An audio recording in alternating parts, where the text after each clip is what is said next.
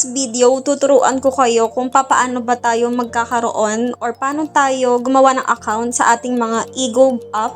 Ayan, para na-access natin yung mga digital IDs natin tulad ng National ID, TIN ID, NBI, PhilHealth, and marami pang iba, guys. So first, syempre bago tayo magkaroon ng mga digital IDs or bago natin sila ma-access, dapat meron po tayong eGov PH, katulad nito, guys.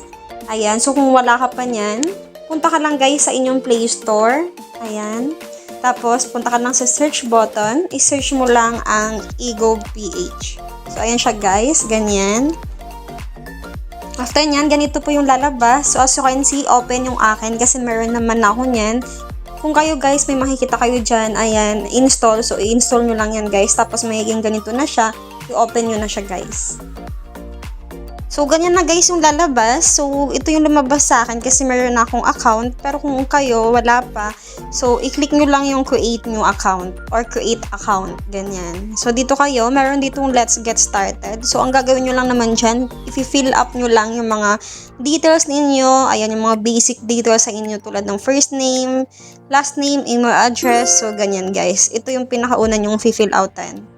So, ganyan na pong lalabas guys. So, meron ditong one-time code sent. So, sisend po yan nila yung 6-digit code sa email po na nilagay po natin. After nun, ilalagay mo lang siya dito sa 6-digit code. After nyan guys, dito sa enter mobile number, so yung number nyo naman guys or cellphone number ninyo ang ilalagay nyo dito. So make sure po na active po yan. After nyan guys, ito naman yung magkakaroon, yung enter one-time password. So nag-send din sila guys ng OTP sa cellphone number na nilagay natin kanina. So ilalagay nyo lang siya dito.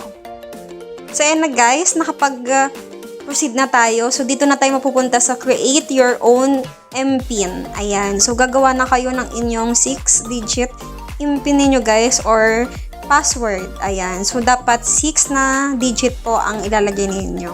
So, wag po kayo maglagay ng mga birthdays ninyo para hindi po or hindi madaling ma-open ng iba. So, mag-isip pa po kayo ng mas mahirap. After nyan guys, i-next mo lang yan. So, i-re-enter mo lang siya guys, yung ginawa ninyong MPIN or password na ginawa ninyo sa account ninyo.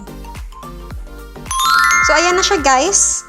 Congratulations na yung lumabas kanina. So, meron na po tayong account or ganun lang kabilis makagawa ng account sa ating eGov app. Ayan. So, makikita nyo na dito, marami na kayong ma-access. So, kung gusto niyo ma-access yung mga digital IDs ninyo, i-click mo lang yung digital ID. Ayan, tapos i-click mo lang yung verify now. Ayan, tapos magsasubmit ka lang dyan guys ng ID mo, tsaka magpipicture ka lang ng on the spot na picture. Kasi yun po yung malalagay sa profile ninyo dyan, sa account ninyo. So, ganun lang guys. Sobrang dali lang magkaroon ng ating mga eGov app or eGov account. So, ayan lang guys.